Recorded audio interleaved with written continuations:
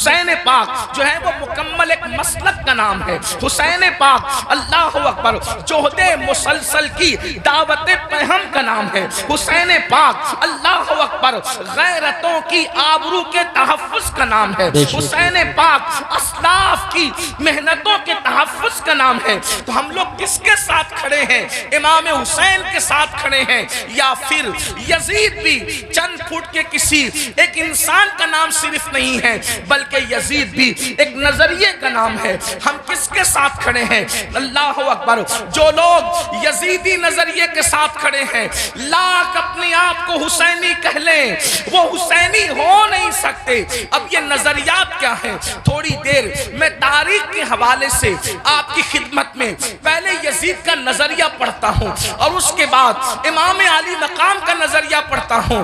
میں نہیں کہوں گا کسی کو، آپ نہیں کہیں گے کسی کو کہ حسینی کون ہے، یزیدی کون ہے.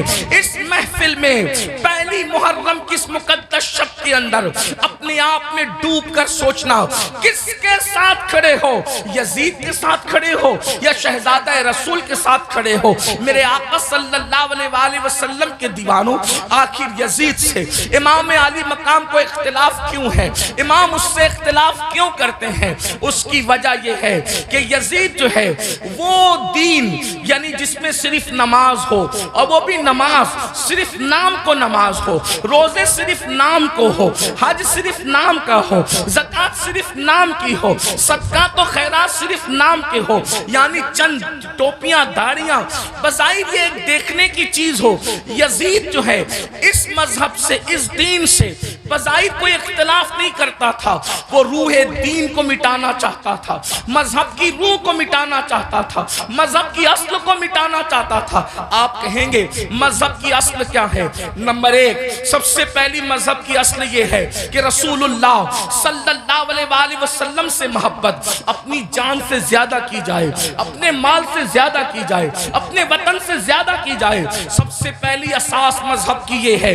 اقبال نے کہا تھا یہ فاقہ کش کہ موت سے ڈرتا نہیں ذرا، روح محمد اس کے بدن سے نکال دو، فکر عرب کو دے کے فرنگی تخیلات اسلام کو حجاز و یمن سے نکال دو. وہ رسول اللہ کی عقیدتیں، وہ رسول اللہ کی محبتیں، وہ رسول اللہ کا پیار. اللہ اکبر، نبی کا نام تو لیا جائے لیکن احترام وہ نہ ہو جو صدیق اکبر کے قلب میں تھا، جو فاروق اعظم کے دل میں تھا، جو عثمان غنی کے دل میں تھا، جو مولا علی کے دل میں تھا، جو سعد، سعید، طلحہ، زبیر، ابو عبیدہ ابن الجراح، بلال حبشی، ابو ہریرہ، خالد ابن ولید کے دل میں تھا. اللہ اکبر، یعنی کہ حضور علیہ السلام کی شخصیت ایک عام انسان کی طرح رہ جائے. میں جتنے حوالے آپ کے سامنے جتنی باتیں کر رہا ہوں انشاءاللہ اس کے حوالے یقیناً میں آپ کو دینے کے حوالے سے تیار ہوں، لیکن آپ تھوڑا سا اس کو پہلے سماعت کر لیں. اللہ اکبر. اس کے بعد یزید کا انداز یہ تھا، اللہ اللہ، مسلمان اور کافر کے درمیان فرق کرنے والی چیز نماز ہے. صحابہ یہی کہتے رہے کہ ہم رسول اللہ کے ظاہری دور میں مسلمان اور کافر کے درمیان جو فرق کرتے تھے وہ نماز کی وجہ سے کرتے تھے، اور وہاں یزید کا حال یہ تھا. اللہ اکبر. بعد میں آپ مروانی دور میں دیکھیں یزید کی فکر، اللہ اکبر، جمعہ کی نماز کا حال یہ تھا کہ جمعہ کا خطبہ اتنا طویل کرنے والے نے طویل کیا کہ عصر کا وقت بھی جانے لگا. تو اللہ اکبر، اللہ اکبر. پھر کیا ہوا؟ حضرت سیدنا عبداللہ ابن عمر جیسی ہستیوں نے ٹوکا تو اللہ اکبر، کہنے والے نے کہا کہ میں یہ چاہتا ہوں کہ آپ کے گردن کا بوجھ جو آپ کے جسم پر ہے اس کو ختم کر دیا جائے. میرے آقا علیہ الصلوۃ والتسلیم کے پیارے دیوانوں، اسی طریقے سے آپ دیکھیں یعنی کہ دین بدلنا، دین کا نام لے کر دین بدلنا، وہ دین جس میں نماز نہ ہو یعنی روح نماز، وہ دین جس کے اندر اللہ اکبر نشے کی مکمل طور پر کوئی رکاوٹ نہ ہو بلکہ نشہ کیا جاتا ہو. بلکہ یزید کے بارے میں حافظ ابن کثیر یہاں تک لکھتے ہیں کہ یزید اس نشیڑی کا اور نشہ کرنے والے کا نام ہے کہ جس نے سفر حج میں بھی شراب پینا بند نہیں کیا. وہ اس نے سفر حج میں بھی سنبل والوں اور گرد و نواح سے آنے والوں، آپ سے پوچھنا چاہتا ہوں ہمارے ہندوستان کا کتنا بھی بگڑا آدمی اگر حج کے لیے جائے تو کم سے کم وہ سفر حج میں شراب نہیں پیتا. اللہ اکبر. لیکن وہ کس قدر بدبخت تھا, کس قدر بدترین اور پلید تھا ابن کثیر کے قول کے مطابق کہ اس نے سفر حج میں بھی شراب پی. اور بعض مورخین نے تو یہاں تک اس کے بارے میں کہا ہے کہ اس نے اشعار کہے. اگر مورخین نے انصاف سے کام لیا ہے تو میں اہل علم کی توجہ چاہتا ہوں, میں صرف ناقل کی حیثیت سے اس کو بیان کر دوں. اللہ اکبر. اس نے کہا کہ اگر دین محمدی میں شراب حرام ہے تو پھر عیسائی بن کر کے شراب پی لینا چاہیے. یہ اس کا نظریہ تھا. وہ بندر نچاتا تھا, آپ کو پتا ہے, وہ بانسری بجاتا تھا, آپ کو پتا ہے. اللہ اکبر. اور یہاں تک کہ خواجہ حسن نظامی جیسے لوگوں نے تو بہت بڑی باتیں اس کے بارے میں لکھی, لیکن میں بہت احتیاط کے ساتھ یہ بات کروں کہ یزید اس بدترین انسان کا نام ہے جس نے اپنی سوتیلی ماں پر تک پاپ کی نظر ڈالی. لوگوں نے اور آگے کے قصے لکھے ہیں, میں اس کی طرف نہیں جاتا, لیکن صرف اتنا کہنا چاہتا ہوں اس نے اپنی سوتیلی ماں پر بھی پاپ کی نظر ڈالی.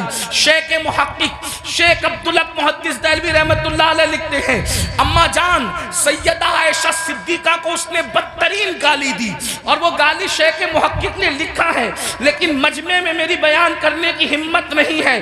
واللہ وہ سیدہ عائشہ صدیقہ جس کے بستر پہ قرآن نازل ہوتا ہو, وہ سیدہ عائشہ صدیقہ جس پہ تہمت لگتی ہو, تو اللہ جس کی برات کا اعلان کرتا ہے, جس کی عصمت کا اعلان کرتا ہے, جس کی شان و عظمت کا اعلان کرتا ہے, سورۃ النور کی آیتیں جس کی طہارت کی گواہی دیتی نظر آتی ہو. میرے امام کہتے ہیں شمع دل مشکاۃ تن سینہ زجاجہ نور کا, تیری سیرت کے لیے آیا ہے سورہ نور کا. اللہ اکبر. وہ اتنی گندی گالی دی ہے اس کا ذکر نہیں کیا جا سکتا. یہ یزید تھا. اب آپ سے پوچھنا چاہتا ہوں, اللہ اکبر, یزید کے یہاں باپ کا کوئی احترام نہ تھا, اس لیے کہ ابن کثیر کو آپ اٹھا کر کے پڑھیں تو وہ اپنے والد سے دور دور ہی رہا, بلکہ وہ یہود اور نصارہ کے ماحول میں رہا. کتوں سے محبت کرنا, بندروں سے محبت کرنا, بانسری کا معاملہ, یہ ساری چیزیں. اور پھر اس کے بعد اس کے اکثر دوست جو تھے وہ یہود و نصارہ تھے. میرے آقا علیہ السلام کے پیارے دیوانوں, اب ایسا شخص جو ہے وہ کرسی پر, وہ بھی کون سی کرسی, وہ بھی کون سا تخت, وہ بھی کون سی منزل, وہ بھی کون سا مقام, جس مقام پر افضل البشر بعد الانبیاء بالتحقیق صدیق اکبر بیٹھ چکے تھے, اس کرسی پہ وہ بیٹھ رہا تھا. اگر امام اس کو قبول کرتے تو لوگ یہ سمجھتے کہ جو رنگ صدیق اکبر کا ہے وہی رنگ یزید کا ہے. اللہ اکبر. یعنی کس قدر جو ہے وہ دین کے اندر فتنہ ہوتا, رکھنا ہوتا, کس طرح جو ہے وہ دین کا کی شکل بگڑ جاتی. جس کرسی پہ فاروق اعظم بیٹھ چکے تھے اسی کرسی پہ وہ بیٹھنا چاہتا تھا, یعنی مومنوں کا خلیفہ, مومنوں کا امیر کہلانا چاہتا تھا. امام عرش مقام امام حسین رضی اللہ تبارک و تعالیٰ عنہ نے اس کی مخالفت فرمائی, اور مخالفت فرما کر ایک مکمل نظریہ پیش کیا.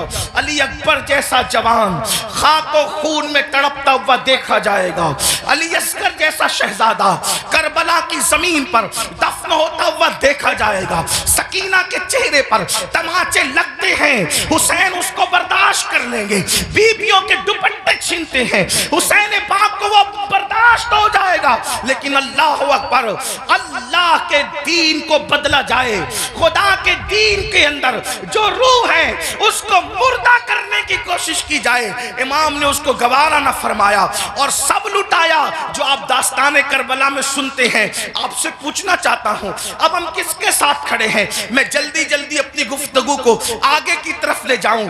یزید کے یہاں زنا کوئی عیب نہیں تھا, اور امام حسین کے یہاں زنا کا نام سن کر بھی بدن کے رونگٹے کھڑے ہوتے ہیں کہ کیا لوگ ایسا گناہ بھی کر سکتے ہیں جسے زنا کہتے ہیں. آپ سے پوچھنا چاہتا ہوں اگر آج کوئی زنا کے اڈے کی طرف جا رہا ہے, اور اس کے ماتھے پر بل بھی نہیں ہے اور وہ بے حیائی اور بدی میں ڈوبا ہے، تو آپ سے پوچھنا چاہتا ہوں وہ نظریاتی طور پر کس کے ساتھ کھڑا ہے؟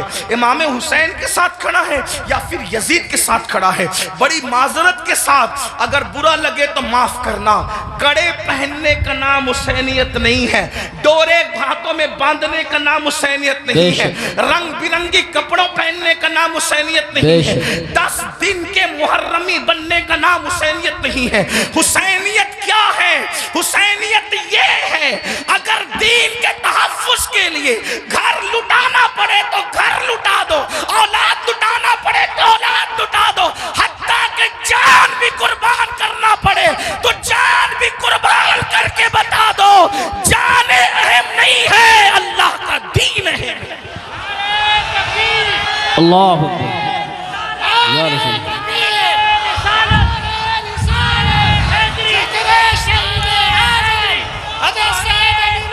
بڑی معذرت کے ساتھ کچھ لوگوں نے حسینیت کو بہت سستا کر دیا۔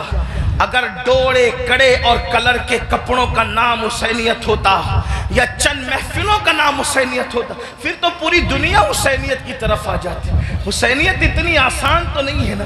اس دور میں بھی 22,000 کا لشکر الگ کھڑا ہے اور 72 نفوس الگ کھڑے ہیں، اس سے پتا چلا حسینیت آسان نہیں ہے۔ اب اپنے آپ میں ڈوب کر سوچو قیامت کے دن اللہ اکبر کس کے ساتھ اٹھو گے؟ میری قوم کے وہ جوانوں جو اپنی راتوں کو گندی فلموں کے ساتھ جو ہے وہ اللہ اکبر جہنم کے عذاب کو قبول کرتے ہوئے خدا کے چیلنج سے نہ ڈرتے ہوئے نرم نرم گدوں پہ لیٹ کر اگر زنا کے مناظر دیکھ رہے ہو تو میں یہاں علماء موجود ہے ایک بات عرض کروں کہ یزید بھی تو کہیں پھر ایسا کام کرنے والوں سے اس معاملے میں 2 قدم پیچھے نظر آ رہا ہے، اور میری قوم کے وہ جوان جو اپنے آپ کو حسینی کہہ رہے ہیں وہ اس معاملے کے اندر اس معاملے میں کہہ رہا ہے، کیا وہ یزید سے 2 قدم آگے نظر نہیں آتے؟ اللہ بتاؤ تو صحیح، شہزادہ رسول سے محبت کا دعویٰ، اور کوئی مسلمان یہ تصور کر سکتا ہے کہ وہ زنا کے اڈے پہ جائے؟ وہ زنا جس کے بارے میں اللہ کے رسول صلی اللہ علیہ وآلہ وسلم غیب داں نبی نے فرمایا کہ قیامت کے دن زانیوں کو آگ کے کپڑے پہنائے جائیں گے، آگ کا کرتا پہنایا جائے گا، اور ان کی شرمگاہوں پر جہنم کی آگ بھڑکائی جائے گی۔ پھر اس کے بعد دوسری چیز شراب کو لے لیں، نشہ کو لے لیں۔ اللہ اکبر 16 17 سال کے لڑکے آج ہمارے نشہ کی طرف جا رہے ہیں، اور اللہ اکبر نشہ کی طرف جو چیز لے جا رہی ہے مجھے ایسا محسوس ہو رہا ہے کہ حقہ جو ہے وہ انسان کو نشے کی طرف تیزی کے ساتھ لے جا رہا ہے۔ میں حقے پر کوئی حکم تو نہیں لگا رہا ہوں، ویسے کہ کوئی میں مفتی بھی نہیں ہوں کہ میں حقے پر کوئی حکم لگاؤں، حکم بیان کرنا میرا کام نہیں۔ میں ایک چھوٹا سا طالب علم ہوں، اصلاح معاشرہ کی محفل میں صرف دل کا درد لے کر کے آیا ہوں۔ ابتدا حقے سے ہوتی ہے، حقہ تو کوئی حرام نہیں، اس طرح کی لوگ بات کرتے ہیں، پھر دھیرے دھیرے سگریٹ پر آتے ہیں، اور سگریٹ کے اندر پھر کیا کیا لگا کے پیا جاتا ہے مجھ سے زیادہ آپ لوگ جانتے ہیں، اور آپ لوگوں سے ہی ہم تک باتیں پہنچتی ہیں، اور پھر دھیرے دھیرے انسان ایم ڈی کا، نشے کا، اور خدا جانے کس کس چیز کا عادی ہو جاتا ہے۔ آپ سے پوچھتا ہوں یزید بھی نشہ کر رہا ہے، آپ بھی نشہ کر رہے ہیں، اور یزید کے اور آپ کے نشے میں فرق کیا ہے؟ اللہ اکبر شاید یزید نے ایم ڈی وغیرہ کو خواب میں بھی نہیں دیکھا ہوگا۔ اللہ اکبر اندازہ فرمائے کس طرف جا رہے ہو۔ اللہ اکبر امام علی مقام علی جدی والی سلام کے سامنے یہ چیلنجز تھے۔ آپ اپنی قوم کو جرائم سے بچانا چاہتے تھے، آپ اپنی قوم کو گناہ سے بچانا چاہتے تھے۔ جانتے ہیں اللہ کے رسول صلی اللہ علیہ وآلہ وسلم نے بستیوں کے اجڑنے اور گھروں کے اجڑنے کے لیے جو بات بیان فرمائی ہے اس کو دل کے کانوں سے سنیں۔ اللہ کے غیب داں نبی صلی اللہ علیہ وآلہ وسلم ارشاد فرماتے ہیں راتوں کو کچھ لوگوں کے مکانات خود بخود زمین میں دھس جائیں گے، زمین کے اندر جو ہے زمین بوس ہو جائیں گے۔ آپ کبھی سنتے ہیں نا کہ فلاں بلڈنگ گر گئی، فلاں بلڈنگ زمین میں دفن ہو گئی۔ میں یہ نہیں کہتا کہ سب اسی وجہ سے ہوتی ہے، لیکن اللہ کے حبیب غیب دا نبی صلی اللہ علیہ وآلہ وسلم گھروں کے اجڑنے کے، گھروں کے زمین بوس ہونے کے اسباب کیا بیان کرتے ہیں۔ لوگ کہتے ہیں ہمارے گھروں پر یہ چل رہا ہے، وہ چل رہا ہے۔ میں نے کہا جو چلا رہے ہیں ہم ان کے بھی ساتھ نہیں ہیں، لیکن اپنا کرتوت بھی تو دیکھو۔ قرآن کہتا ہے وَمَا أَصَابَكُم مِّن مُّصِيبَةٍ فَبِمَا كَسَبَتْ أَيْدِيكُمْ، کہ تم پر جو بھی مصیبت آتی ہے وہ تمہارے کیے دھرا ہے، وہ تمہارے برے اعمال کا نتیجہ ہے۔ اللہ اکبر۔ کیا ہوا؟ آقا ارشاد فرماتے ہیں صلی اللہ علیہ وآلہ وسلم کہ کچھ لوگوں کے مکان راتوں رات زمین پہ گر جاتے ہیں، زمینوں میں دھس جاتے ہیں۔ صحابہ نے پوچھا یا رسول اللہ اس کی وجہ کیا ہے؟ آقا فرماتے دو گناہ جب گھروں کے اندر کیے جاتے ہیں، دو گناہ جب عمارتوں کے اندر کیے جاتے ہیں تو گھروں کو زمین میں دھسا دیا جاتا ہے، گھروں کو زمین بوس کر دیا جاتا ہے۔ پوچھا یا رسول اللہ وہ کیا ہے؟ فرمایا ایک موسیقی ہے، میوزک ہے۔ جس گھر میں میوزک بجتا ہے اور جس گھر میں شراب پی جاتی ہے راتوں رات ان گھروں کو زمین میں دھسا دیا جاتا ہے۔ اب آپ مجھے بتاؤ کانوں میں ایئر فون لگا کر راتوں کے 3-3 4-4 بجے تک میوزک سننے والوں، کیا تمہیں اپنے گھروں سے پیار نہیں ہے؟ تمہیں اپنے گھروں سے محبت نہیں ہے؟ تمہیں اپنے گھروں سے الفت نہیں ہے؟ اور پھر اللہ کے حبیب علیہ السلام فرماتے ہیں جس نے دنیا میں شراب کا ایک گھونٹ پیا اور توبہ نہیں کی، جب وہ مرے گا تو مرنے وقت اس کی زبان پہ کلمہ جاری نہیں ہوگا، وہ کلمے سے محروم رہے گا۔ اور یہاں تک کہ حضرت مالک الدینار فرماتے ہیں میں نے کئی نشہ کرنے والوں کو کفر پر مرتے دیکھا ہے۔ اللہ اکبر۔ حضرت عمر ابن عبدالعزیز کہتے ہیں میں نے کئی نشہ کرنے والوں کو کفر پر کافر ہو کر مرتے دیکھا ہے۔ اللہ کے بندو ذرا غور تو کرو۔ پھر تیسری چیز لیتے ہیں نماز کے حوالے سے 95% لوگ نماز نہیں پڑھتے ہمارے معاشرے کا، اور لوگ آسانی سے کہہ دیتے ہیں مولانا ہمیں ٹائم نہیں ملتا۔ بلکہ عاشور کے شب میں بھی جس میں جمعرات ہی کو جنگ ہو رہی تھی کربلا کی، اکثر مورخین کہتے ہیں جمعرات کو ہی جو ہے وہ جنگ کا آغاز کر دیا تھا۔ امام پاک نے پوچھا غازی عباس سے عباس کیا کر رہے ہیں یہ لوگ؟ کہا وہ تو جنگ شروع کرنے کی بات کرتے ہیں۔ کہا ان سے کہہ دو کہ ہمیں نماز بہت پسند ہے، ہمیں تلاوت بہت پسند ہے، ہمیں گریہ اللہ کے لیے کرنا بہت پسند ہے، ذکر اذکار بہت پسند ہے۔ وہ جنگ تو ہونی ہے لیکن ایک رات کی وہ ہمیں مہلت دے دے تاکہ آنے والی رات شب عاشور ہے اس میں ہم اللہ کی عبادت کریں، گریہ وزاری کریں۔ آپ سے پوچھتا ہوں امام تو مہلت لے رہے ہیں عبادت کے لیے، اور اللہ رب العزت نے ہمیں پوری زندگی دی ہے عبادت کی طرف نہیں آتے۔ کتنی سادگی سے انسان کہتا ہے مولانا ٹائم نہیں ملتا۔ مجھے بتاؤ ہم سے بڑھ کر کے مکر کون کر رہا ہے؟ ہم کہتے ہیں ٹائم نہیں ملتا۔ اگر تلاوت کے لیے ٹائم نہیں ہے تو گھنٹوں گھنٹوں واٹس ایپ پر وقت کے لیے کیسے ٹائم ملتا ہے؟ اگر اللہ کی عبادت کے لیے ٹائم نہیں ہے تو فیس بک پر یوٹیوب پر گھنٹوں گزارنے کے لیے ٹائم کیسے ملتا ہے؟ دوستوں کے ساتھ گپ شپ کرنے کے لیے ٹائم کیسے ملتا ہے؟ یاد رکھیے اللہ کے بندو کب تک عیاشیاں کرتے رہو گے؟ کب تک جرائم کرتے رہو گے؟ کب تک خدا کے غضب کو چیلنج کرتے رہو گے؟ کب تک اللہ کے عذاب کو دعوت دیتے رہو گے؟ کب تک خدا کے عذاب سے غفلت برتتے رہو گے؟ یاد رکھنا اللہ نے کسی کو بہت لمبی عمر ہمیشہ کے لیے نہیں دی ہے۔ آخر موت ہے موت، آخر موت ہے موت۔ جب اس نے محبوبوں کو موت دی ہے تو پھر مردودوں کا کیا حال ہوگا؟ جب اس نے مقربین کو موت کا مزہ چکایا ہے تو دور رہنے والوں کا کیا حال ہوگا؟ یاد رکھنا جس دن روح کا رشتہ جسم سے ٹوٹ جائے گا اس دن سوائے پچھتاوے کے کچھ ہاتھ نہیں آئے گا۔ اللہ اللہ جب لوگوں کے درمیان بیٹھتے ہو تو ولیوں کی طرح باتیں کرتے ہو، اور جب تنہائیوں میں ہوتے ہو تو شیطان کا ننگا ناچ بن جاتے ہو۔ یہ منافقت نہیں ہے تو اور کیا ہے؟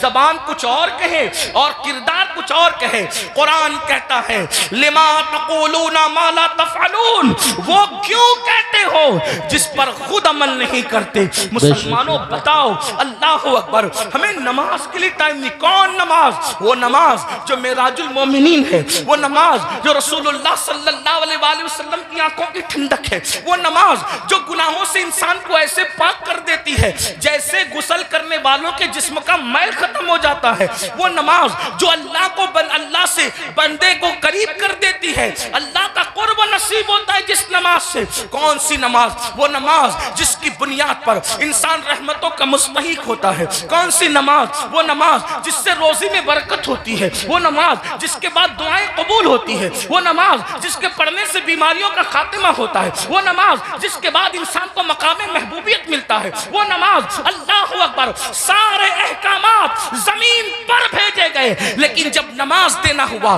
तो जमीन पर नहीं भेजी गई, बल्कि मेराज में लामका पे बुलाकर महबूब को दे के बताया गया। सारे अहकामात अपनी जगह है, लेकिन नमाज का मामला अपनी जगह है। इसीलिए बुजुर्गों ने फरमाया, अल्लाह के रसूल अलैहिस्सलाम फरमाते हैं कि सबसे पहले क़यामत में नमाज के बारे में पूछा जाएगा। अगर नमाज का मामला आपका क्लियर हुआ तो सारे मामला क्लियर कर दिए जाएंगे, और अगर नमाज के मामले में अटक गए, नमाज के मामले में फंस गए, तो फिर इंसान बच न सकेगा। आप मुझे बताएं, हमें अल्लाह से डर नहीं लगता? जिस क़यामत के दिन के बारे में काबे अहबार कहते हैं, अगर 70 अंबिया के बराबर भी कोई अमाल बफर्ज़े महाल लेकर के पहुंचे तो भी वो अपने अमाल को हकीर जानेगा, हकीर। आपसे पूछता हूं, क्यों वक्त नहीं निकालते? अब आइए आपसे पूछूं, इमाम तो सजदे की, इमाम तो अल्लाह अकबर शहादत के वक्त भी सजदा करते हैं। कितना दर्दनाक वक्त होगा, अल्लाह अल्लाह। जब इंसान का एक्सीडेंट होता है और वो मौत को करीब देखता है तो इंसान अपनी जान की फिक्र करता है, मगर कुर्बान मेरे इमाम शहीद करबला ने जब आखिरी वक्त आया तो भी अपने सर को सजदे में रखा, और सर सजदे में रख करके बता दिया, औरों को जान से मोहब्बत है, लेकिन अली के बेटे को अपनी जान से ज्यादा सजदे से मोहब्बत है।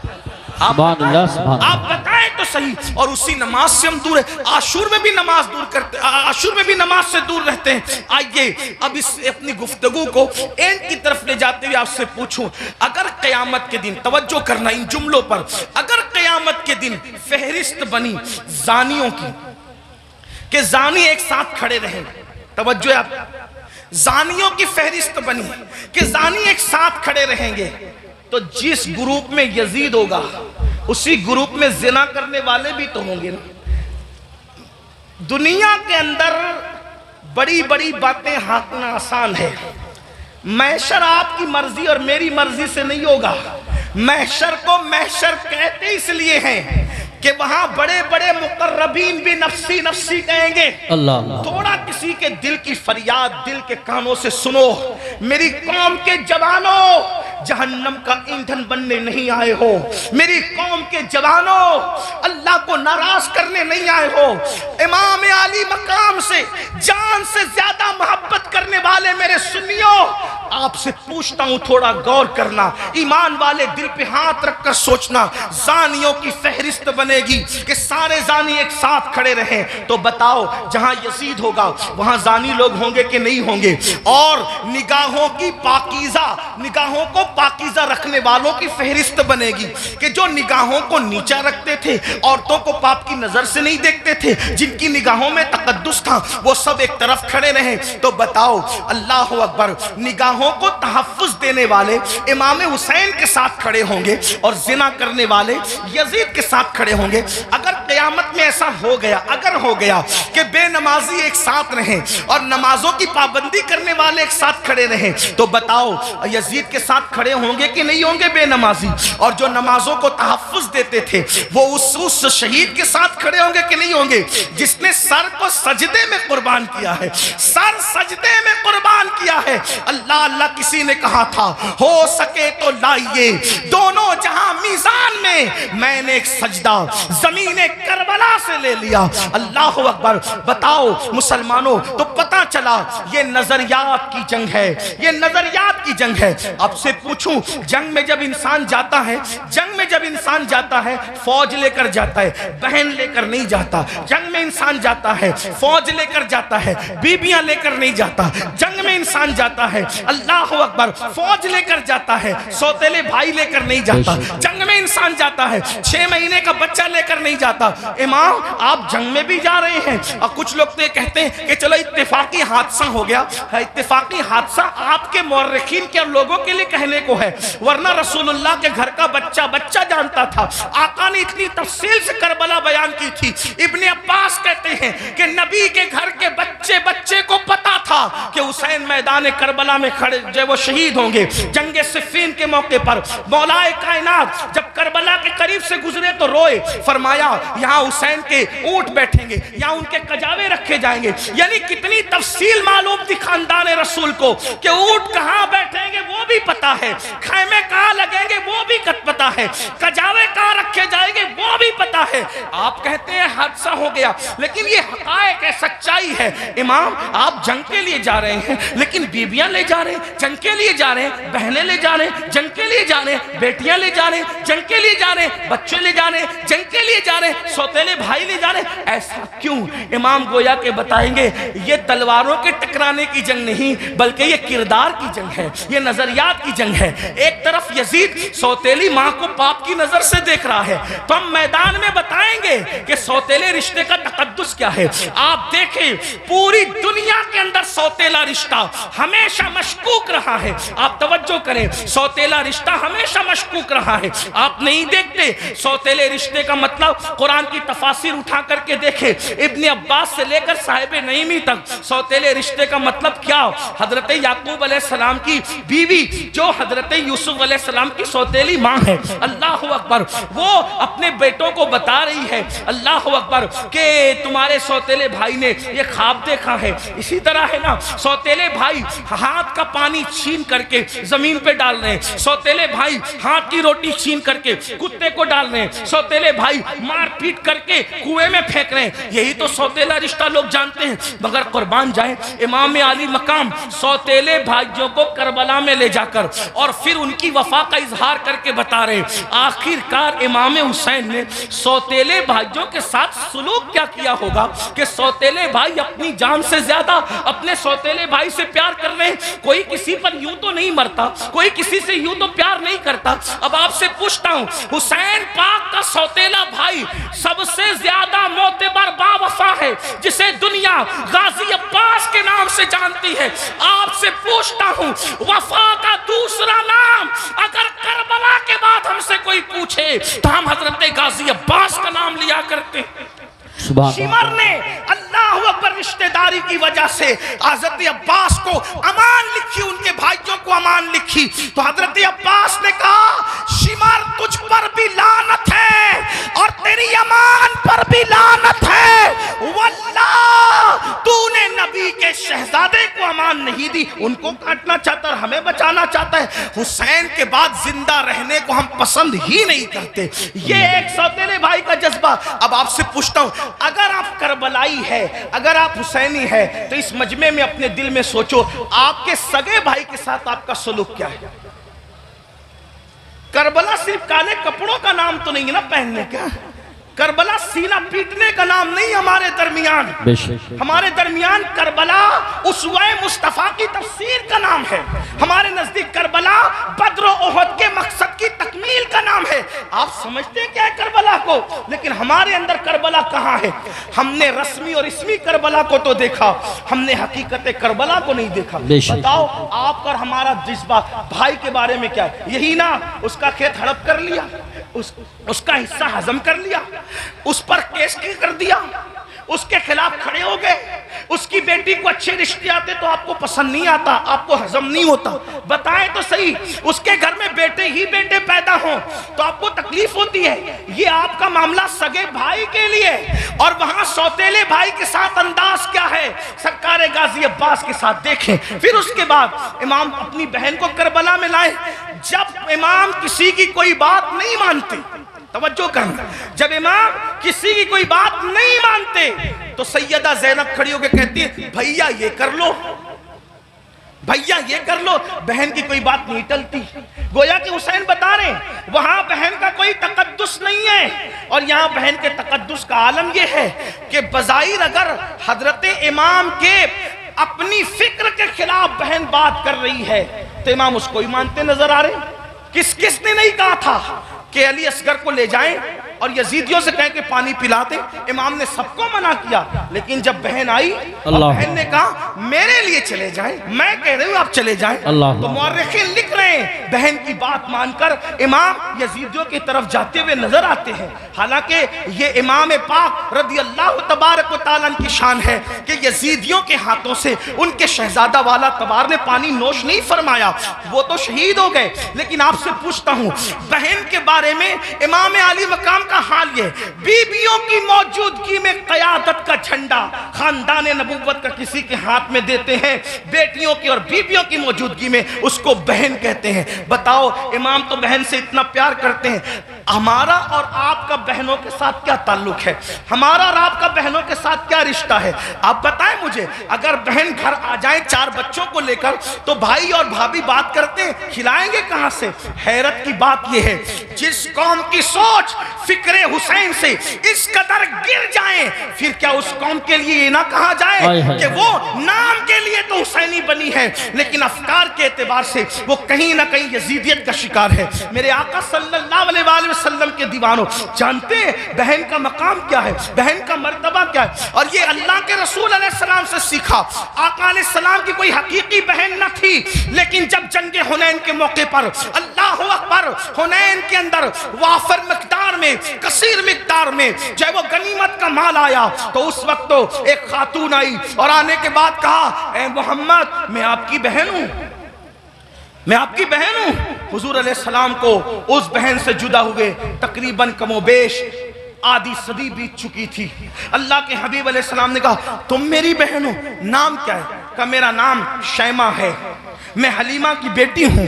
آقا علیہ السلام نے فرمایا شیمہ کو تو جانتا ہوں, حلیمہ کو بھی جانتا ہوں, میری وہ ماں ہے رضائی ماں, لیکن شیمہ تم میری بہن اور تم ہی ہو, اس کی نشانی تمہارے پاس کیا ہے؟ اللہ کیا نشانی ہے مجھے بتاؤ. تو حضرت شیمہ کہتی ہے ایک بات ایسی ہے جو صرف تم اور میں جانتے ہیں, تیسرا کوئی نہیں جانتا ہمارے سوا. کہا وہ کون سی؟ تو آقا علیہ السلام سے انہوں نے عرض کیا ایک دن میں آپ کو کہیں لے جانا چاہتی تھی, ایک دن میں آپ کو کہیں لے جانا چاہتی, آپ آنا نہیں چاہتے تھے, میں نے زبردستی کی, گود میں چھینا. آپ نے اکثر یہ منظر دیکھا ہوگا گھروں میں کہ بڑی بہنیں بھائی کو گود میں لے جانا چاہتی ہے, وہ نہیں آنا چاہتا تو کیا ہوتا ہے, وہ زبردستی کھینچتی ہے, تانتی ہے, ایسا کرتی ہے. تو شیمہ کہتی ہے آپ نہیں آنا چاہتے تھے, میں لے جانا چاہتی تھی, میں نے زبردستی کی تو آپ نے میرے کندھے پر دانت کاٹ لیا تھا, اور وہ دانت کاٹنے کا نشان اب بھی موجود ہے. حضور علیہ السلام نے یہ سنا تو اتنا ہنسے اپنی شان کے مطابق کہ حضور علیہ السلام کی داڑھیں نظر آئی, اور پھر جب یہ ثابت ہو گیا کہ شیمہ یہی ہے تو آقا نے فرمایا اے میرے صحابہ, شیمہ کے سسرال کی بکریاں, بھیڑے, اونٹ, گھوڑے جتنے غنیمت میں آئے ہیں, چونکہ یہ میری بہن ہے میں اس کو واپس کرتا ہوں, تم لوگ بھی واپس کرو. سبحان اللہ, نعرہ تکبیر. فرمائے بہن کا یہ اکرام ہے, حالانکہ وہ حقیقی بہن نہیں ہے, وہ حقیقی بہن نہیں, رضائی بہن ہے. اکرام دیکھو, احترام دیکھو. ہمارے پاس بہن کا کیا احترام ہے؟ اگر بہن جوان ہو گئی, اس کو رشتے نہیں آ رہے ہیں تو بھائی بوجھ سمجھتا ہے, بوجھ سمجھتا ہے, اور جب بھائی بوجھ سمجھتا ہے تو وہ دیکھتی ہے کہ بھائی کا منہ اچھا نہیں, باپ بوجھ سمجھ رہے, باپ کا منہ اچھا نہیں, ماں بوجھ سمجھ رہی, باپ کا منہ, ماں کا منہ اچھا نہیں, تو پھر ایک بیٹی یہ فیصلہ کرتی ہے جس گھر میں نہ بھائی اپنا ہو, نہ بہنیں اپنی ہو, نہ ماں اپنی ہو, نہ باپ اپنا ہو, سب تو منہ اتار کر کے مجھے بوجھ سمجھتے ہیں, تو پھر وہ مجبوراً یہ فیصلہ کرتی ہے کہ پھر باہر جہاں سے پیار مل رہا ہے, پیار اگرچہ دھوکے کی طور پہ مل رہا ہے, اللہ اکبر, پھر کیوں نہ اسی کا ہاتھ پکڑ لیا جائے. یاد رکھنا مسلمانوں, آج ہمارے منبروں سے یہ بات ہو رہی ہے کہ ہماری بیٹیاں بھاگ رہی ہیں, بھاگ رہی ہیں, بھاگ رہی ہیں. مفکرین یوٹیوب چینلوں پر بھی کہہ رہے ہیں. پہلی بات تو میں 2 بات کرنا چاہتا ہوں. نمبر 1, منبروں سے اس بات کو بہت مبالغے کے طور پہ بیان نہ کیا جائے, یہ میری گزارش ہے, ورنہ کل مستقبل میں, اللہ اکبر, مستقبل میں کل لوگ انہی تقریروں کو بنیاد بنا کر, انہی اخبارات کے آرٹیکلوں کو بتا کر ہمارے بچوں کو تانا دیں گے کہ تمہاری بیٹیاں تو بھگوڑی تھی, بھگوڑی.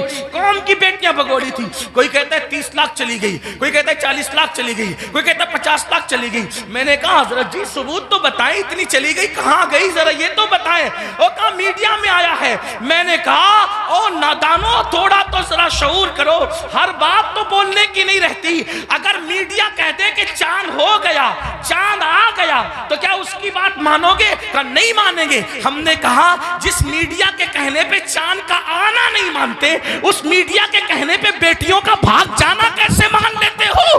واللہ آج بھی مسلمانوں کی بیٹیوں میں اتنی غیرت ہے کہ کسی اور کی ماں میں اتنی غیرت نہیں ہے. لیکن کہیں کچھ گئی ہے, کہیں کچھ گئی. میں جانتا ہوں, انکار نہیں کر رہا ہوں, کہیں کچھ گئی ہے. لیکن کون گئی ہے؟ وہ گئی ہے خدیجۃ الکبریٰ کا کردار جس نے نہیں سیکھا. کون گئی ہے؟ عائشہ صدیقہ کا کردار جس نے نہیں سیکھا. کون گئی ہے؟ سیدہ فاطمہ الزہرا کا کردار جس نے نہیں سیکھا. کون گئی ہے؟ سیدہ زینب کا کردار جس نے نہیں سیکھا. وہ چند گئی ہے. لیکن یاد رکھنا, ہم اتنا مبالغہ نہ کریں, اس لیے کہ باتیں ہوتی ہے, حقیقتیں ہوتی ہے. اللہ اکبر. اپنی باتوں کو دلچسپ بنانے کے لیے پوری قوم کی آبرو کا ہم سودا نہ کریں, تھوڑا سا ہمیں خیال کرنا ہوگا. اور ایک بات کہتا ہوں, لیکن چلے چند گئی تو گئی. ایک بات کہتا ہوں, بہت پورے یقین سے کہتا ہوں, علماء موجود ہیں, میرے مخدوم بھی موجود ہیں, سادات کرام بھی موجود ہیں. اللہ اکبر. جب تک مسلمان بیٹی کو جنت سمجھتا تھا, اس وقت تک ہماری بیٹیاں گھر سے کبھی نہیں بھاگی تھی. جب سے مسلمان نے بیٹی کو بوجھ سمجھا ہے, اب ہماری بیٹیاں گھروں سے جا رہی ہیں. اگر جا رہی ہے چند تو بوجھ سمجھا اس لیے جا رہی. بیٹیوں کو بوجھ نہ سمجھو, بیٹیاں بوجھ نہیں ہے, جنت ہے. بیٹیاں بوجھ نہیں ہے, جنت ہے. بہنیں بوجھ نہیں ہے, جنت ہے. اس لیے ان کی خدمت کرو. کیا لوگوں کو یہ نہیں پتا؟ اللہ کے سچے رسول صادق و مصدوق نے فرمایا, بیٹی کی پرورش کرنے والا اور میں محمد جنت میں اتنے قریب ہوں گے جیسے یہ 2 انگلیاں قریب ہیں. آپ سے پوچھتا, لوگ کہتے ہیں حضرت ایسا تعویذ دی ہمیشہ برکت رہے. میں نے کہا بیٹی اس تعویذ کا نام ہے قیامت تک برکت رہے گی. وہ کیسے؟ کہ حدیث پاک میں آتا ہے, جس گھر میں بیٹی پیدا ہوتی ہے اس گھر میں فرشتے آتے ہیں اور اس کو چاروں طرف سے گھیر کر کہتے ہیں, اے کمزور جان سے پیدا ہونے والی کمزور جان, جس کے گھر میں تو پیدا ہوئی, ہم قیامت تک اللہ کے حکم سے اس کی مدد کرتے رہے. اب بیٹی پیدا ہو تو مدد یوں اتر رہی ہے, اور ہم نے بیٹیوں کو بہت سمجھ لیا. تو امام کربلا میں دیکھو بیٹی سے پیار کتنا کر رہے ہیں. حضرت سیدہ سکینہ جنہیں سکینہ بھی کہتے ہیں. اب میں جو ہے وہ تلفظات کے جو ہے وہ بھول بھلیا میں آپ کو گمانا نہیں چاہتا, جو لوگ کہتے ہیں وہی کہہ کر آگے بڑھنا چاہتا ہوں. لیکن بہرحال حضرت سیدہ سکینہ کو سینے پہ سلا رہے کہ نہیں سلا رہے؟ ایک بیٹی کا مرتبہ. کربلا کے خیمے میں امام اپنی بیٹی کو سینے پہ رکھ رہے ہیں. آپ اندازہ تو فرمائیں, چچا بھتیجی کے کہنے پر فرات تک جا رہا ہے. یہ سب کیا ہے؟ بھائی اپنی بہن کے کہنے پر, امام علی اکبر رضی اللہ تبارک و تعالی اپنی بہن کے کہنے پر وہ سب کچھ کرتے نظر آ رہے ہیں, جس کو دیکھ کر کے انسان حیرت و استعجاب میں ڈوب جاتا ہے. کربلا یہ بھائیوں, کربلا اب اختتام پہ سن لے ذرا. کربلا رشتوں کی وفا کا نام, کربلا رشتوں کو تعظیم دینے کا نام, کربلا محبتوں کا نام, کربلا احترام کا نام, کربلا تعظیم کا نام, کربلا قرآن کے تحفظ کا نام, کربلا عقیدے کی حفاظت کا نام, اور کربلا حدیث کے صحیح مفہوم کو عملی تفسیر میں پیش کرنے کا نام, کربلا قرآن مقدس کے سانچے میں ڈھل جانے کا نام, کربلا شراب سے نفرت کا نام, کربلا زنا سے نفرت کا نام, کربلا جوے سے نفرت کا نام, کربلا بانسری میوزک اور موسیقی کے مکمل خاتمے کی جود مسلسل کا نام, کربلا سجدوں کے لیے انسان کیا کیا قربانی دے سکتا ہے, اس پیغام خاموش کا نام کربلا ہے. اب آپ سے پوچھتا ہوں, ہم نے کربلا سے سیکھا کیا؟ وہی گناہ میں مبتلا, وہی جرائم میں مبتلا, وہی بلاؤں میں مبتلا. ایک بات یہ بھی کہہ دوں اختتام پر, خاص طور پر آخر میں بات کرتے کرتے مسلمانوں, ایک بات آپ سے کہہ دوں, کربلا تو صحابہ کرام کی قربانیوں کے تحفظ کا نام تھا, لیکن آج جب کربلا کا ذکر ہوتا ہے تو انہی صحابہ کو نشانہ بنایا جاتا ہے, انہی صحابہ پہ تبرہ کیا جاتا ہے, انہی صحابہ کو معاذ اللہ یہ اس لیے قرار قرار دیا جاتا ہے کہ انہوں نے تو اہل بیت کا حق کسب کیا. اور وہ لڑکے جو جمعہ کی نماز بھی 2 رکعت پڑھ کے بھاگ کر آتے ایسے جیسے اسکول کی چھٹی ہونے پر بچے بھاگ جاتے ہیں, وہ صحابہ کے کردار پہ بات کرتے ہیں کہ وہ تو ایسے تھے, وہ تو ویسے تھے. میں پوچھتا ہوں کس منہ سے صحابہ کو تان کرتے ہو, کس منہ سے صحابہ کی عظمت پر انگلی اٹھاتے ہو؟ 2 رکعت پڑھنے کی اوقات نہیں ہے صحیح سے, اور ان کے لیے انگلی اٹھا رہے ہو جنہوں نے دین کے لیے اپنا مال قربان کیا. آج مسلمان کہلانا آسان ہے, لیکن اللہ اکبر, اس وقت جب اللہ اللہ مسلمان کہلائے جانے پر, مسلمان بن جانے پر پٹائیاں ہوتی تھی, پتھر مارے جاتے تھے, کوڑے مارے جاتے تھے, چابک برسائے جاتے تھے, بھوکا رکھا جاتا تھا, سوشل بائیکاٹ کیا جاتا تھا. صحابہ اس وقت کے مسلمان ہیں, ان کے ایمان پر یہ قوم کے لڑکے سوالیہ نشان کھڑا کریں گے جن کو طہارت کے مسائل تک نہیں پتا ہے. آپ سے پوچھنا چاہتا ہوں, وہ صدیق اکبر رضی اللہ تبارک و تعالیٰ عنہ جس نے وہ قربانی دی ہے کہ اللہ کے رسول نے فرمایا جس نے اسلام کی مدد کی ہے سب کے احسان کا بدلہ ادا کیا جا چکا ہے, سوائے ابو بکر کے احسان کا بدلہ قیامت میں اللہ تبارک و تعالیٰ عطا فرمائے گا. ایسے لوگوں کو غاصب کہا جاتا ہے, ایسے لوگوں کو حق طلب کس کا؟ اہل بیت کا. مجھے بتاؤ مسلمانوں, ذرا غور کرو, اس فاروق اعظم کے بارے میں کہا جاتا ہے کہ انہوں نے یہ کیا, یہ کیا, یہ کیا. آپ سے پوچھتا ہوں, فاروق اعظم کا کردار پتا ہے؟ فاروق اعظم کا کردار معلوم ہے؟ فاروق اعظم کے کردار کے بارے میں علم ہے؟ اللہ اکبر. آپ کو وہ سفر یاد ہوگا, آپ وہ سفر جانتے ہوں گے. اللہ اکبر کہ فاروق اعظم مدینہ منورہ سے چلتے, فاروق اعظم مدینہ منورہ سے چلتے اور مدینے سے چلتے ہوئے بیت المقدس جاتے ہیں. ایک ہی اونٹنی ہے, اپنے جوانوں کی خاص توجہ, ایک ہی اونٹنی ہے, غلام ساتھ میں جا رہا ہے. فاروق اعظم غلام سے کہتے سواری ایک ہے اس لیے ہم یہ کریں گے, سواری ایک ہے یہ کریں گے کہ تھوڑی دیر میں بیٹھوں گا, تھوڑی دیر آپ بیٹھنا, پھر میں پیدل چلوں گا, پھر تم بیٹھو گے, تم چلو گے, میں بیٹھوں گا. آپ سے پوچھتا ہوں, بیت المقدس تک غلام کو اس طرح لے کر کے گئے کہ نہیں لے کے گئے؟ آپ بتائیں. بولنے سے پہلے تولو, کسی کی بھی بات سن کر کے بکا مت کرو. جو فاروق اعظم ایک غلام کی حق تلفی نہ کریں, جو فاروق اعظم ایک غلام کی حق تلفی نہ کریں, وہ فاروق اعظم اپنی آقا زادی سیدہ فاطمۃ الزہرا کی حق تلفی کیسے کر سکتے ہیں؟ آپ جانتے ہیں, کبھی غور تو کیا ہوتا, کبھی سوچا تو ہوتا, جس سے جو سنا وہی بکنا شروع کر دیا. میرے آقا علیہ السلام فرماتے ہیں میرے اصحاب کو برا مت کہو, میرے صحابہ کو برا مت کہو. اور اسی کربلا کی بات کرتے ہوئے صحابہ پہ تبرہ کیا جائے, مسلمانوں کیا منہ لے کر کے اٹھو گے؟ جانتے ہیں شفا شریف میں قاضی ایاز رحمت اللہ تعالی علیہ لکھتے ہیں کہ ایک شخص مر رہا تھا, اس کو موت آ رہی تھی, مرتے وقت اس کی زبان پہ کلمہ نہیں آ رہا تھا. اللہ اکبر, اس کی زبان پہ کلمہ نہیں آ رہا تھا. اس سے پوچھا گیا کہ تو کلمہ کیوں نہیں پڑھ پا رہا ہے؟ اس نے کہا کہ میں ابو بکر اور عمر کے گستاخوں کے ساتھ بیٹھا کرتا تھا. وہ گستاخ نہیں تھا بلکہ گستاخان شیخین کے ساتھ بیٹھتا تھا. اللہ اکبر. تو جو گستاخان شیخین کے ساتھ بیٹھے, صرف بیٹھے, مرتے وقت اس کی زبان پہ کلمہ نہیں آتا, جو گستاخی کرے اس کا کیا انجام ہوگا؟ یہ دنیا چند دن کی ہے, یہ دنیا چند لمحے کی ہے. بندوں کی خوشی کے لیے اللہ کو ناراض نہ کرو.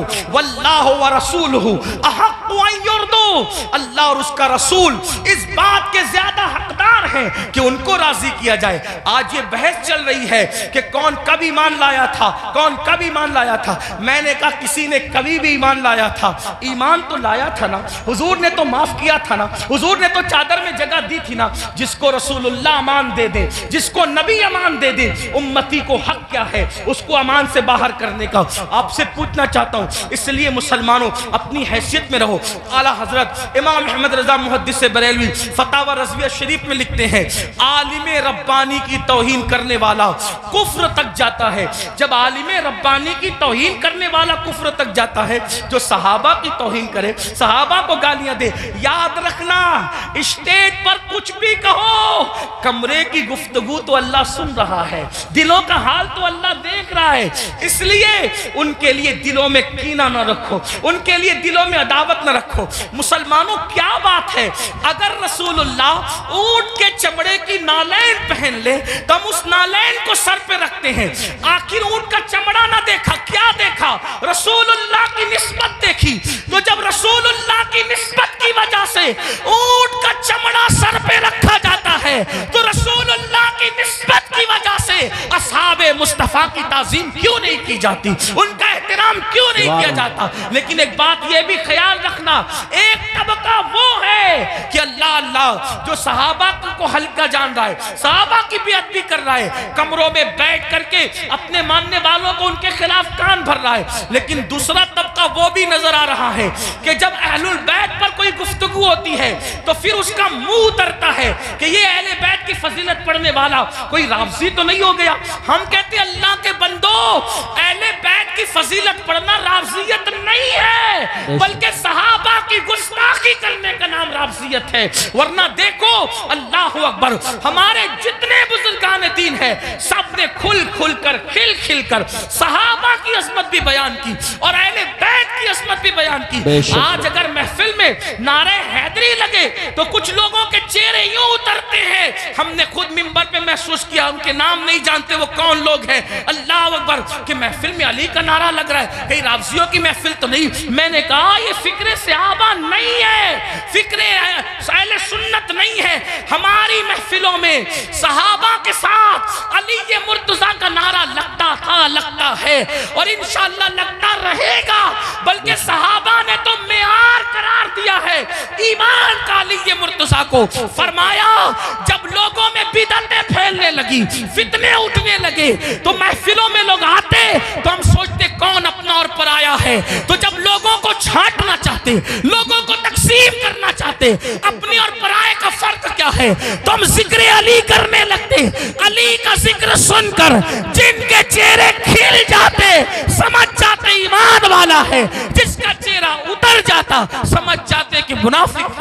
نعرہ تکبیر، اس لیے نعرہ ذکر رسالت. علی کرو مگر احترام صحابہ کے ساتھ، ذکر اہل بیت کرو احترام صحابہ کے ساتھ، صحابہ کا ذکر کرو اہل بیت کی تعظیم کے ساتھ، کیونکہ یہ دونوں رسول اللہ سے منسوب ہیں. بلکہ یوں کہہ لیں حضور کے ارد گرد ستارے گردش کر رہے ہیں، جو گردش گھر کے اندر کر رہے ہیں ان کو اہل بیت کہتے ہیں، اور جو گھر کے باہر کر رہے ہیں ان کو صحابہ کہتے ہیں. حضور کی نسبت کا خیال کرو. آئیے اپنی بات کو اختتام تک پہنچاتے ہوئے یہ بات عرض کروں. مسلمانوں ہم نے باتیں بہت کی، بہت باتیں کی، بہت باتیں کی. ہم سب جگہ ہیں، عمل کے میدان میں نہیں، عمل سے کورے، زندگی گناہوں میں ڈوبی ہوئی ہے. یاد رکھنا اللہ کی بارگاہ میں ہمیں اور آپ کو پہنچنا ہے، اللہ کو منہ دکھانا ہے، اللہ کی بارگاہ میں کھڑے ہونا ہے. آئیے آج سے پہلے کچھ کیا، جو کیا سچی توبہ کریں، اللہ کی طرف پلٹیں، اللہ کی طرف واپس آئیں. یاد رکھیے انسان جہاں جا کر جرم کا اعتراف کرے، جہاں جا کر اعتراف جرم کرنے سے انسان کی عزت گھٹتی ہے. لیکن ایک میرے اللہ کا در ہے، جہاں آ کر انسان اقبال جرم کر لے تو میرا اللہ عزت گھٹاتا نہیں بلکہ عزت کو بڑھا دیتا ہے. آؤ توبہ کرو. آج محرم شریف کی پہلی تاریخ ہے. یہ محرم شریف حرمت والا مہینہ ہے، حرمت والا، یعنی جن 4 مہینوں کی حرمت اللہ نے روز اول سے مقرر کی ہے اس میں محرم الحرام بھی ہے. اور اللہ کے رسول علیہ السلام کی ایک حدیث یہ ہے کہ رمضان شریف کے بعد سب سے زیادہ جس مہینے کے روزے کی اہمیت ہے وہ ماہ محرم الحرام کے روزے، ماہ محرم شریف کے روزے. ان دنوں کو خرافات بدعات میں گزارنے کی بجائے عبادات میں گزارو. ہو سکے تو یہ طے کر لو کہ روزانہ میں نے نبی اور آل نبی پر 1000 بار درود شریف پڑھنا ہے. آپ کہیں گے لوگ کہتے ہیں ارے بہت ٹائم لگے گا. کوئی ٹائم نہیں لگے گا. صلی اللہ علیہ وآلہ وسلم یہ بہت مختصر درود شریف، بہت مختصر درود شریف ہے. اگر اس درود شریف کو آپ نے پڑھا 1000 بار، صرف 20 منٹ کا ٹائم لگے گا. 20 منٹ درود شریف پڑھو. اس کے بعد جیسا کہ آپ نے پہلے بھی سنا، صدقہ دو، خیرات دو. اور ایک بات آپ کو کہوں، اس کو بھی دھیان سے، کہ جو ہم خرافات پر اور بدعات پر پیسہ خرچہ کرتے ہیں، اس پیسے کو اٹھا کے آپ وہ سادات کرام جو مالدار نہیں ہیں ان پہ خرچہ کرو، وہ علماء کرام جو مالدار نہیں ان پہ خرچہ کرو. اس سے کیا ہوگا؟ خرافات اور بدعات کے بارے میں توجہ کرنا. دو گروپ ہیں، ایک گروپ کہتا ہے جائز ہے، ایک گروپ کہتا ہے ناجائز. جو گروپ جائز کہتا ہے وہ بھی صرف جائز ہی کہتا ہے، نہ فرض کہتا ہے، نہ واجب کہتا ہے، نہ سنت کہتا ہے، نہیں کہتا نا. جو جائز ثابت بھی کر لے خرافات کو تو صرف جائز ہی کہہ سکے گا، فرض نہیں کہہ سکے گا، واجب نہیں کہہ سکے گا. لیکن بھائیوں، اپنے مسلمان بھائی کی مدد کرنا تو اللہ نے ہم پہ فرض کیا ہے. بے شک. بلکہ یہاں تک فرمایا کہ جب تک تم اپنے مسلمان بھائی کی مدد کرتے رہو گے اللہ تمہاری مدد کرے گا. سبحان. اور آپ کو بتاؤں، خاص طور پہ سادات کی خدمت، وہ جو مالدار نہیں ہیں، مستحق ہیں، یہ نہیں کہتا غریب ہیں، میرے اندر اتنی ہمت نہیں کہ میں کسی سید کو غریب کہوں، لیکن سادات جو مالدار نہیں ہیں، مالدار اگر آپ ان کی خدمت کریں تو ہوگا کیا؟ 2-3 باتیں سن لے، بات ختم کرتے. حضرت سیدنا عبداللہ ابن مبارک رضی اللہ تعالی حج کو جا رہے تھے، حج کا ارادہ تھا، اور حج کے ارادے میں آپ نے یہ طے کیا کہ میں نے حج کو جانا ہے. پوری تیاری ہو گئی، ارادہ بن گیا حج کو جانا. عبداللہ ابن مبارک کو پتا چلا کہ میرے پڑوس میں ایک سید صاحب رہتے ہیں اور وہ اس وقت تھوڑا پریشان حال ہے، حالات کے ستائے ہوئے اور حالات کے مارے ہوئے. تو انہوں نے سوچا کہ پڑوسی ہے، سید ہیں، میں ان کے نانا کے یہاں جاؤں، میں حج کے لیے جاؤں اور ان کو بھوکا پیاسا تڑپتا بلکتا چھوڑ کے جاؤں. تو انہوں نے کیا کیا، اس سال حج نہیں کریں گے، انشاءاللہ آئندہ پھر کبھی دیکھیں گے. حج کی پوری رقم اٹھا کر اس سید صاحب کو دے دیا، اور اس کے بعد آنسو پوچھتے ہوئے اب صبر کرتے ہوئے رہ گئے. جب حج سے قافلہ واپس آیا تو لوگ ملاقات کرتے تھے، تو عبداللہ ابن مبارک لوگوں کو کہتے تھے مبارک ہو حج. تو لوگ بھی کہتے تھے عبداللہ آپ کو بھی مبارک ہو، آپ کو بھی مبارک ہو. حضرت عبداللہ ابن مبارک سوچتے یا اللہ میں گیا نہیں لیکن جو آتا ہے مجھے حج کی مبارک بات دیتا ہے. اسی فکر میں تھے، آنکھ لگی تو خواب میں غیب سے ندا آئی. کوئی کہنے والا کہتا ہے عبداللہ ابن مبارک تو نے میرے نبی کے شہزادے کی مدد کے لیے حج کو ملتوی کر دیا تو تیری یہ ادا اتنی پسند آئی کہ ہم نے تیرا ہم شکل ایک فرشتہ پیدا کیا ہے جو قیامت تک تیری طرف سے حج کرتا رہے گا اور اس کا ثواب تجھے ملتا رہے گا. سبحان اللہ. سبحان اللہ. اس لیے خرافات کی طرف خرچ کرنے کی بجائے اپنے سادات جو مستحق ہیں ان کے لیے خرچ کرو. ایسے سادات ہیں، میں نے کئی جگہ دیکھا، کوئی سبزی بیچ رہا ہے، کوئی آٹو چلا رہا ہے، کوئی چائے بیچ رہا ہے، ان کے بچوں کی اسکول کی فیس نہیں ہے بھرنے کے لیے، ان کی بچیوں کی شادی کے لیے پیسے نہیں ہیں. یہ ساری چیزیں مسلمانوں ہمیں اس کی طرف غور، ترجیحات کی طرف غور کیجئے، جہاں خرچ کرنے کا زیادہ فائدہ ہے اس کی طرف. بلکہ امام اہل سنت ایک حدیث لکھتے ہیں، آئیے اس حدیث کو بھی سنیں. کہتے ہیں کہ میرے آقا علیہ السلام نے فرمایا کہ جس نے بنو ہاشم پر احسان کیا، ان کی خدمت کی، ان کی مدد کی، آقا فرماتے ہیں مجھ پر واجب اور لازم ہے کہ جس نے بھی میری آل کی خدمت کی، مدد کی، نصرت کی، حمایت کی، محبت کی، آقا فرماتے ہیں مجھ پہ واجب ہے، لازم ہے کہ اس کا صلہ میں اس کو قیامت میں دوں گا جب وہ مجھ سے ملے گا. یہ حدیث لکھنے کے بعد میرے امام کہتے ہیں جس کا مفہوم یہ سنیوں دوڑو اور سادات کی خدمت کر لو، اس لیے کہ نبی کس کس کو ملیں گے کس کس کو نہ ملیں گے الگ عنوان ہے، لیکن جنہوں نے آل نبی کی خدمت کی ہوگی اس سے ملنے کا وعدہ مصطفیٰ جان رحمت فرما رہے ہیں. گویا کہ اور لوگ حضور کو ڈھونڈیں گے اور حضور اپنی آل کی خدمت کرنے والے کو صلہ عطا فرما رہے ہوں گے، لقاء کا شرف عطا فرما رہے ہوں گے۔ اس لیے میری گزارش ہے، ہم نے اپنے پیسوں کو، روپیوں کو بہت ضائع کیا خرافات پر، بدعات پر۔ کیا خرافات ہے، کیا بدعات ہے؟ اپنے علاقے کے مستند معتبر علماء اور مفتیان کرام کے پاس بیٹھو اور بیٹھ کر کے سیکھو کہ کن خرافات سے اور بدعات سے بچنا ہے اور کون سی چیزیں اہل سنت و جماعت سے ہے۔ جیسے کہ لوگ تو شربت پلانے کو بھی بدعت کہہ دیتے ہیں۔ آپ سے کہتا ہوں کہ بھئی شربت پلانا کون سی بدعت ہے؟ میرے امام لکھتے ہیں، وہ بھی کیا دلیل دی؟ فرمایا جب کتے کو پانی پلانے پہ جنت مل سکتی ہے تو امام عالی مقام کے نام پہ اگر مومنوں کو شربت پلایا جائے تو پھر اس کا صلہ کیا ہوگا؟ یہ ساری چیزیں کرتے رہی۔ اللہ تعالیٰ سے دعا ہے اللہ ہم سب کو توفیق دے۔ گفتگو کے درمیان اگر کوئی غلطی ہو جائے تو اللہ تعالیٰ معاف فرمائے۔ استغفر اللہ ربی من کل ذنب واتوب الیہ۔ اہل سنت کا ہے بیڑا پار، اصحاب حضور نجم ہے اور ناؤ ہے عطرت رسول اللہ کی۔ السلام علیکم ورحمۃ اللہ وبرکاتہ۔